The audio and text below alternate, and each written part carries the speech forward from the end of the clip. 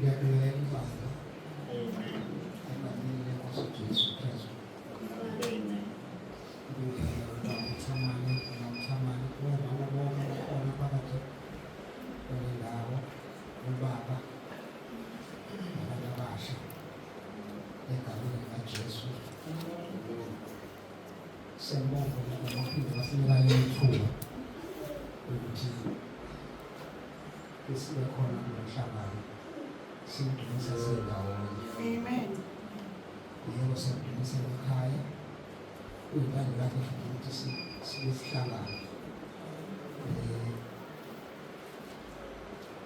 Ubaba uNdlobo mina ngiyababambisa ubaba nje ukukhulele khona ngane ngalithola ukuthi kodwa thokozela ukuthi kwande uJesu kunesikhathi samanje. Ngiyakuthandazela sonke isikhathi ukuthi angivele ukushukuza ngenkosi ukuthi angiphe akhuphe avele yonke ngihlale ngikukhulekela nje ekhathini enkulumeni yami ukuthi Nkosi noma yini oyenzayo empilweni yami, noma yini ongenzela yona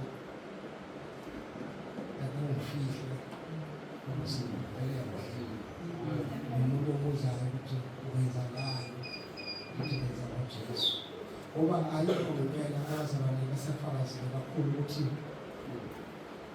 njengoba sihlangane nje kahle singabakholwayo ngoJesu. uJesu usenzele umsebenzi omkhulu kabi futhi into wakuthiwa bangaphathiswa mina ngaphathiswa wena, wangathi lo muntu akasafanele ukuthi angangena la embusweni. Kodwa uNkulunkulu wasizwela ukuthi sonke umuntu ngamunye wasizwela uNkulunkulu wathi amacala manje sesihamba engathi asinawo amacala amacala ethu athethelelwe. Amen. Uthe sinecala bathi-ke sakhiwa sesiphuma phambili, washintsha izinto wathola ukuthi manje la macala angaka akhona nezinto ezingaka esikhona zase ziya kuJesu wasithwalela umsebenzi wokuthini ukuthi simvume. Ngeke uzubone uma ungamvumile ukuthi Jesu inkosi empilweni yakho, ngoba uzohlala usecaleni. Ungekho ngento abathi ba-appreciate ngenxa kaJesu, hhayi ngenxa yami, hhayi ngenxa yomuntu. Siyambonga kakhulu uNkulunkulu nje umsebenzi owenziwa uJesu esiphambanweni mkhulu kakhulu. Noma bethi bayawusaphesa abantu bazama ukucisha ucisheki noma uthi yakwa-TV khona abantu abahlakanipha abayizangoma abanye. Ungaze ucabanga ukuthi lo muntu khona kade sike samubonga ngaze ngathi mina uyazi ngoba izinto zala emhlabeni ziyakhona. Umlando lo ngeke usakhulunywa kakhulu mesendlile, kodwa ukuthi uJesu inkosi kuyinto eqhubekayo leyaqala ekuqaleni, ayiqalanga nge-2000 years ago, ubevese khona yaqala khona umhlaba. Manje bacabanga ukuthi abanye isizwe esithile umlungu othile kunandaba-ke ukuthi kuwumlungu noma ngabe kuthiwa-ke kwakulindi noma ngabe umuntu omnyama. Ngibuka umsebenzi awenzayo empilweni yomuntu. Amen. Nisezingeni elikhulu kabi bazalwane njengoba uJesu ekhona empilweni zethu. Bese sidlula iy'khulu ongayicabanga esingathi uma singena la sikuqalaza ukuthi sisuke. Kodwa ungengekho uJesu empilweni yakho. Kukhona izinto angaphalify ukuba kuzona.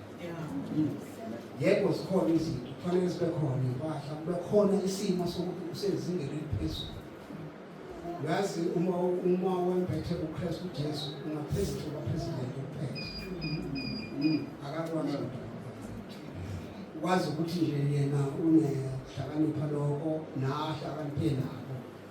Kodwa mase kube khona lokuhlakanipha lokhu kaNkulunkulu ilama xa khona endaba. Amen. Uma usibuka nje sibahle sinje sonke. Ubheke nje isimo yazi umuntu mina angidabuke manje umuntu yaphuzela lenyanga. Angitshela mina ngathi mina uma ngase ngiphume enkosini nje. Yes. Uma ngase nje uzibuke nje uma ngase ubuke isithombe esidala sakho ubuke esamanje. Ubona uma ngase uhlehla uthi uyayeka ngoba kuyayeka abantu bayayeka ngazi ngisuke ekile abazenjani. Kodwa impilo isuke injengalomuntu osuke umbona. Lo muntu osuke ebhema nje iwunga injengaye mangakhona.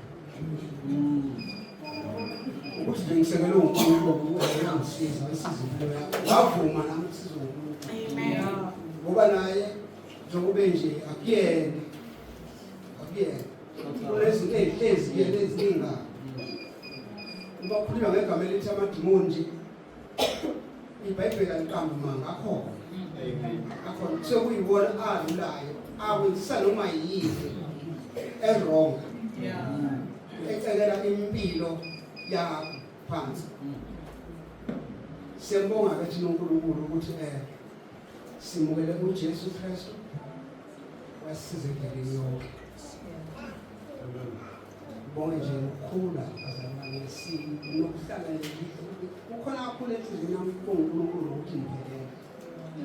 Sibe nonyaka nje omuhle asemangaliso zezinto ezibuhlungu. Kugcwele kakhulu enhliziyweni yami ukuthi ngibonge uNkulunkulu ngalo ukuthi abazalwane nje bejabulile abaphumzana lokubheka waba nesimo sokuthi uyagula kakhulu mhlawumbe umuntu ukuthi onjalo sisilahlekele. Akuyonto encane into enkulu kakhulu. Egameni likaJesu into ofilahlele siyibonga leyo. Nokulala nje nokulala uvuke. Hayi mangivuka ngisho ukuthi uyabona khona. Ukulala uzoyilele sathona ngale. Ngibona ngiphaphama bese kuthi ngiyabona ukuthi wenze ukuthi akuyona into encane. Ucabanga leyo mnyango yala uvuka uzophela unyaka. Usuku njalo yala ukuthi uhambe uyosebenza. Uphinde ube safe uphephe nasendleleni uphinde ufike ekhaya. Udlula akwenziwa umusa kaNkulunkulu okwazi. Amen. Siyabonga uNkulunkulu. Bazalwane abazalwane simfakazile kakhulu. Wavela uJesu cha uyena okwazi ukuthwala. Siyazizwa izimangaliso zenzeka. Mami bawo umkholo kakhulu uNkulunkulu ezibonakala nazo. Zikhona. Uma ungabheka singaxoxa sonke ngokuthi awunalo nesimo. Uthola nesimo ngicabanga sifuka kakhulu sakho usihamba lo. Uma sesixoxe ngathi singaphezulu kwesamo. Ukuthi kuphela kufanele ukuthi uNkulunkulu kube yinto ayazi ngaso simo. Njengoba eyazi uNkulunkulu uyazi ukuthi uzokwenza kanjani ukwazi ukuphila kusona. Amen. Kodwa isimo esibuye singagcini ukudlula. Kodwa sidinga ukuthi uphile naso ungasinakile. Yenza kokunye kube semzimbeni. Ube ukugula. Kodwa mozophila upraise wona. Ukuduka nanokuthi ngiyagula ayisengizofa. Kambe ukuthi ngiyagula umuntu ogula kanje uva msukuthi agcine senje. No. Asangeni.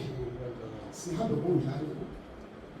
Sikubeka eceleni bona bese siqhubeka nokuthi uNkulunkulu uthini silalele lo dale yona umzimba yethu akusho ukuthi angibona ngibona maphutsa mhlawumbe ngithuka thola umlenze wami sowenza into ethile kodwa kufanele ngilalele yena kakhulukazi kunalokho ukuthi izinhlungu zithini ngoba vele zizoba khona zona kodwa yena akusho ukuthi kumenza ukuthi angabe sabakhona. Simbonga kakhulu uNkulunkulu ngoJesu izinto azenzayo kuthina bazalwane nokuthi kujeni yonke kulokuye ehlale vele njalo cha uNkulunkulu uyasebenza. Angizoba mude bazalwane ngene nomuntu okwazi ukukhulula bengibonga uNkulunkulu kakhulukazi kubazalwane bebonke nje egameni likaJesu. Kunento encane nje engifuna ukudlula kuyona bese ke ngihlala phansi kunokuthi lento yokuthi ukulalela ngifisa ukuthi sixoxe nokulinga ngathi yakuxoxa ya khona lento yokulalela lokho lokho sikhona la iliveza khona ukuthi uma nifuna ilalela okuhle kweso bese iphinde lithi kepha uma nihlubuka uyabona lezi ndawo zombili zinokwakho ya ngokubili hayi ukuthi khona ukuzohamba nje uma uvuma ulalela uyabona ama-consequences akhona izinto kuhle kodwa uma uhlubuka uNkulunkulu uzojwayela kusho ukuthi umuntu uyakwazi ukuthi aphethe ukulalela khona ukulalela lento ukuthi ukulalela bazalwane angikade ngicabanga lento kunjalo uyazi bekushawa ingane awuzwa kodwa manje thothi izwile kwathiwa hayi la ekhaya ufika ngo-6 uyabona ukuthi uyayizwa leyo nto uyayizwa lana ukuthi ngiyisho ukuthi nansi ufika ngo-6 kodwa uma sewuqala sewuyenza leyo yini usufika ngo-6 sewuyibona ukulalela ikhona la thoma leli igama lesingisithi ukuba obedient ngoba usuzwile sewuyenza. Ngiyacela besifunde nje into engifuna ukuthi isisize lokho esivule nje incwadi yamakhosi kunomuntu owafuna izwini kakhulu la incwadi yamakhosi okuqala isahluko sesibili ngicela ufunde lapha ya khona le ndaba ekhuluma ngoShimeyi amakhosi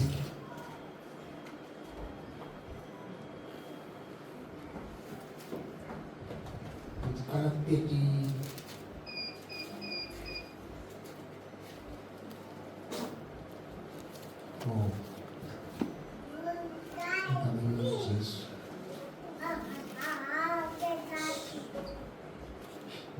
Vele uqale lapha 36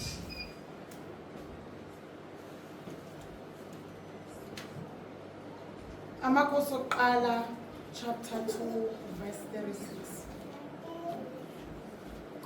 Inkosi yathuma yambiza uShimeyi yathi kuye zakhele indlu eJerusalema uhlale khona ungaphumi lapho ukuya nawo ngokuba mhla uphuma uwele umfudlana iKidroni yazisisa ukuthi uyakufa nokufa igazi lakho liyakuba sekhanda wayesethi uShimeyi enkosini lelozwi lilungile inceku yakho iyakwenza njengokusho kwenkosi yami inkosi. uShimeyi wahlala eJerusalema izinsuku eziningi Kwathi ngasekupheleni kweminyaka emithathu izinceke ezimbili zikaShimeyi zabaleka zaya ku-Akhishi indodana kaMahaka inkosi yaseGati. uShimeyi watshelwa ukuthi bheka izinceku zakho ziseGati. Wayesesuka uShimeyi wabophela imbongolo yakhe waya eGati ku-Akhishi ukuba afune izinceku zakhe. Wahamba uShimeyi wazibuyisa izinceku zakhe eGati. Kwabikela uSolomon ukuthi uShimeyi wayesukile eJerusalema ukuya eGati nokuthi ubuyile. Inkosi yayisithuma yambiza uShimeyi yathi kuye, angithi ngikufungisile uJehova ngaqinisa kuwe ukuthi mhla uphuma uye nomaphi yazisisa ukuthi uyakufa nokufa na. Wathi kimi, izwi engilizwileyo lihle. Pho awugcina kangani isifungo sikaJehova nomyalo engakuyala ngakho na?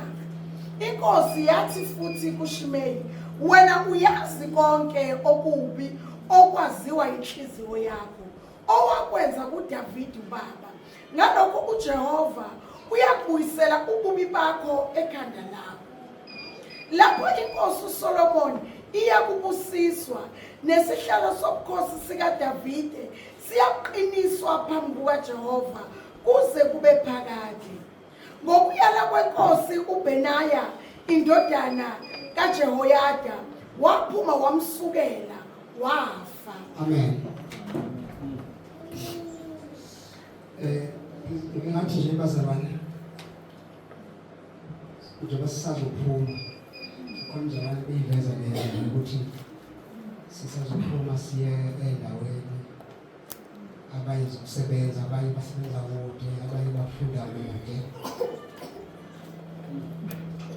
Ngingathi nje ukulalela kuhle futhi uma ubheka lento bekhulunywa ngayo la ibivese iyonile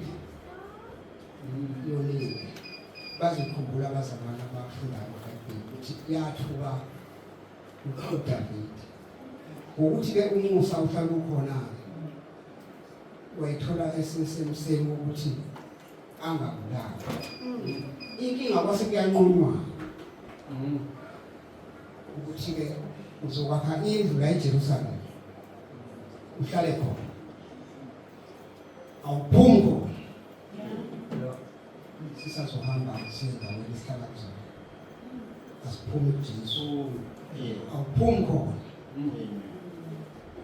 Kwazi kwathiwa uma waphuma la eJerusalema uyokufa nokufa. Angithi lezo uyizwile lento? Uyizwile kahle nje ukuthi uyokufa nokufa uma waphuma la eJerusalema. Uyabona ukuthi usemseni ukuxolela kodwa manje ulisebenzise ithuba kabi. Wathi wabona isikhathi sisida sihleli iminyaka yaminingi awabona yilowa. Kwase kusukela iy'nceku zawena bathi bakuthiwa kangaweni ngisho umfula umfula wakuthiwa bathi kangaweni bese ihambile iy'nceku uyasukela naye belibuza ukuthi usekhohliwe kwathiwa kahlale la agena angasuki umese ukuyokufa nokufa.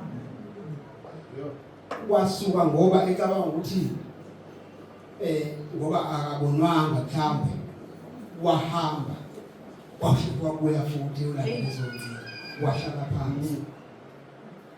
Lithi izwi lenkosi kwabikwa Solomon ukuthi-ke nabo kuShimeyi seyabileke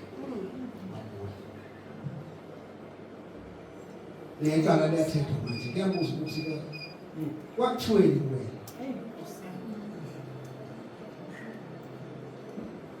Kwakuthiweni kuwena umuntu omusha baba hlala la eJerusalema ungaphumi ngoba uma uphuma uyokufa nokufa. Uyakhunjuziswa lento ukuthi abulawe umuntu ukuthi akasukele ubenikeza i-chance ukuthi ngoba bekufanele yabona ukuthi ahlala hambe la intshongweni ungahamba uhleli mhlawumbe usuke yakambisa abantu hamba mhlawumbe yangala ngasemaromeni awula la intshongweni kuphela awuyama sini yonke into yaphila angazi noma mhlawumbe kukhona yini ngoba kuyenzeka endleleni mhlawumbe wahlangana nabanye abantu baxoxa bathi hayi uma wenza lonto ungaphuma wasekhona kufanele azithathele isinqumo yena ngokutsheliwe hlala la ungaphumi ngoba uma uphuma uyokufa nokufa kwenzakalani ngifuna ukuza kulento ukuthi ukulalela ukuzwa ukulalela izinto ezothuka kufanele kufike umuntu ulalela okubonakalayo ukuthi ulalelile ubonakala usokwenza ulalelile uma ungalalelanga ubonakala ngokungasayenzi manje le ndoda le shithi yayizwa lento yathi ukuhlala kancane yabo yabona ukuthi ayithathele iy'nqumo ezinye kusho ukuthi-ke yangakusalalelanga phuma wahamba ebazi kahle ukuthi kuzofiwa emva kwalokho hlala eJerusalem wakhe khona umuzi umuntu lo oyisona uwonile hlala la ngoba uma uphuma nokuphuma uyokufa umuntu omusha sisazophuma semayunivesi hlala ngoba uma uphuma uyokufa uyakufe mhlawumbe physical kuthiwa nangu seshoni uyokufa spiritual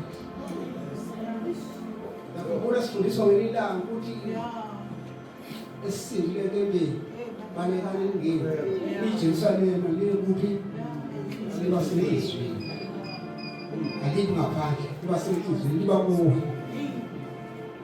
hlala ngoba uma uphuma uyokufa nokufa uyamuzi umuntu ongalalelanga wahlala wabuka wathi hayi noha ake ngikushaya umoya kancane nazi izinto zami ziwelile ngoyilanda futhi uma ulanda ubuya ngasishane futhi yabo usuka bangifela khona manje lesifungo singithanda ngoba sinoJehova phakathi ukuthi ngifungisa uJehova hlala la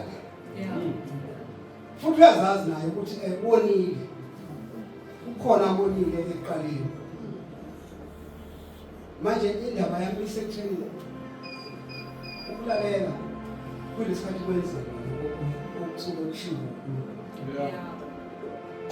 indaba yami lapho kakhulu usulalelile ukuzwile asikhathi sekwenzeka ile sikhathi kuphela la kuthiwa iyona obedience leyo usulalelile ngoba kubili uma ungalaleli ukhona ukuzokwenza uma ulalelile ukhona ukuzokwenza ngicela sehle besengihlala phansi incwadi kaSamuel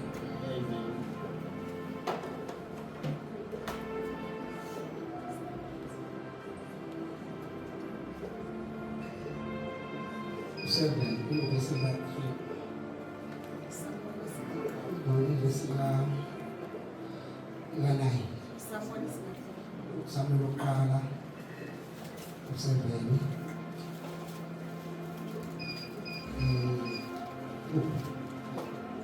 verse 3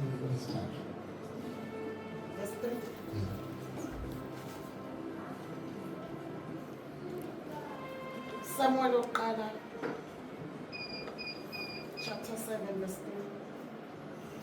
uSamuel wakhuluma kuyo yonke indlu kaIsrayeli wathi uma nibuyela kuJehova ngayo yonke inhliziyo yenu susani kini onkulunkulu babezizwe noAshitarothi nibekise izinhliziyo zenu kuJehova nimkhonze yena yedwa uyakunophula esandleni samaFilisti.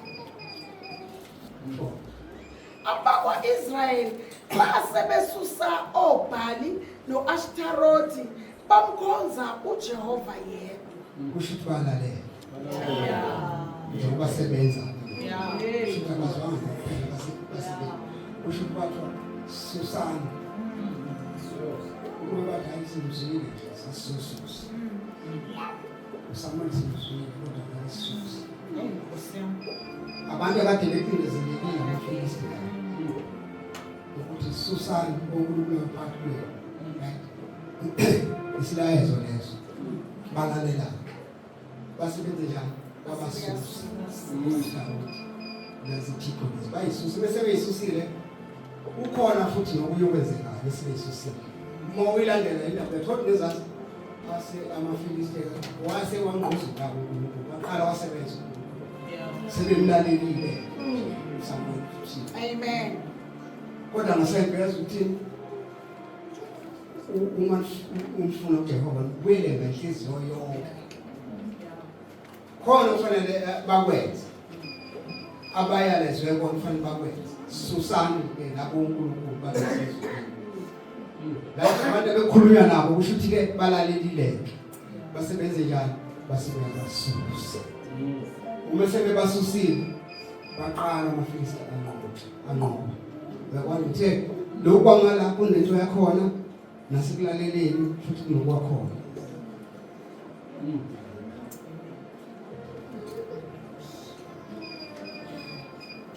Uthe susani onkulunkulu babesizwe abaphakathi kuye. Uma nifuna inhliziyo yonke futhi ufuna abantu ibe bangabasusi nje baqala babasuse enhliziyweni. Ukulalela lo ukuthi uNkulunkulu ukhulumile ukhuluma ngoSamuel ukuthi ke uma ufuna uJehova ngenhliziyo yakho susani ngoba uzokwazi ukulalela mase nisusile. Lesizwe ke bese silalelile sase siyaqala sithathe action futhi sizadikizwa zonke lezi zinto lezi ezikhubekisayo. Into beziyenza lezi zinto bezivimba ukuthi bakwazi ukunqoba. Amen. AmaFilistiya ayathathazeleka. Amen. Into esizile ukuthi balalele lento eshoyo Samuel ukuthi bengathi nje njengoba siqala unyaka sizohlakazeka sendaweni ezihlukile nasekhaya. Awuhlale nje uthanda. Ungaphumi noma ngabe uzomphusile noma khona abangani bakho abathile. Noma ngabe khona ama-colleagues akho athi ngoba uma usuka uyokufana nokufa ulibambe lelo uyokufana nokufa lolo ufuna ukusapha ibangiphuma la ekisithathe indaba siyibukele ngiyibona nje bekubhalwe ngayo kodwa besiyibukele uthina nje basamukela uJesu ukuthi njengoba ngamukela uJesu nje uma ngisuka enkosini ngihlubuka khona lethi ukuhlubuka ukunyaka straight uNkulunkulu funa ukwazi ukuthi uyokufa nokufa noma ungaphila kubonakala unokhamba kodwa uyokufika ukulalela nje ukulalela uNkulunkulu futhi yilokho nje bekade nje ukukhona enhliziyweni yami ngesilalela uNkulunkulu lokhu nje ukuthi kuyenza ukuthi ukulalela kuhle kakhulu ngoba uma usuyenza into khomba uyizwile usuyayenza uma kuthiwa basusa uba basusana uthi bazwile kodwa akalethi leyo ihlukene leyo ngoba kuthiwa okay njengoba bengichazele ukuthi uma kuthiwa ke ngiyavala la ngo-6 ngene emuva funa umuntu esimesiye la uyabona sizwakele leyo nto ishiwe kodwa la sekuthiwa uyilalele khona ila sekubonakala ukuthi yabo fanele nalento esuke eshiwo bafamani ngomsebenzi masingena ngonayo asibe khona thina ngomthetho ngoba umfana ngokunjalo no ngonayo isishayelo sesibili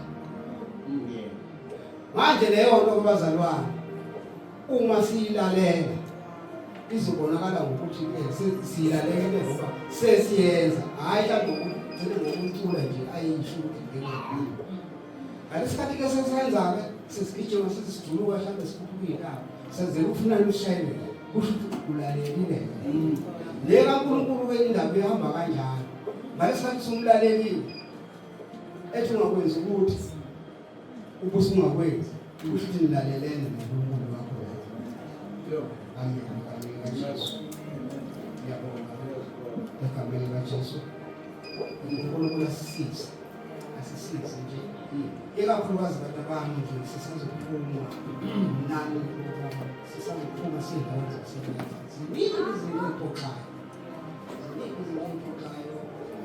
and umuntu osindisiwe wena muntu challenge kakhulu empilweni usathana uhlale kuze uthuphe uNkulunkulu wakho kodwa wena ngoba uyambona ukuthi ukwenzele yini ubantu ukhamane last week evesela David ukuthi ukhumbula isigameko adlule kusona anqobe ngaso uyabona lento beyenzeka eyedwa kukhona into ezokwenza uwedwa endaweni ezokukhiwa ozonqoba nje uwedwa ungekho umuntu ungekho mzali ungekho unkosikazi kunempo ozoyinqoba wedwa uzothi bese kukhona enye impi esikhona mhlambe seyiphethe seyibona nombani ubusukhumbula nini ukuthi ngoba nganqoba ngani ukulalela nje basabale ukulalela kakhulukazi uNkulunkulu ulalele leluleko zabantu abakholwayo ukuthi ungaphumi ngoba uma uphuma ukufa abantu basanke njalo bayibathi uyijoke sengajoba kusuke kusetshenzwa yabalimaza kakhulu lento lapha ngesikhathi salokho kulokuthiwa hayi baphuthume kuyonakala nanga uNkulunkulu uphindisa le ndawo kwazi bakhulunywa nabakhwenyane bamadodakazi kwathiwa hayi ngicabanga babe mhlawumbe kwekutethe ngami ukuthi baba yiphuze bayifunda bayidlalela kanti kuyafika userious nje ngempela indaba yokuthi singabantwana baNkulunkulu ngaphandle yingakho sisukwelwa amasayidi wonke kuthiwa ayi lento yenu ayikho ukweshuthamana ngekwathi kusuke umuntu uyasukelela avela uyabona lento yena ayikho asuke nje mhlambe ungadlanga ufuna ukuthi kwesinye isikhathi ate amakhono bazondakala ubona yakhe kuba njalo nje singasukubazalwa sihlala phansi lokho kukhona enhliziyweni yami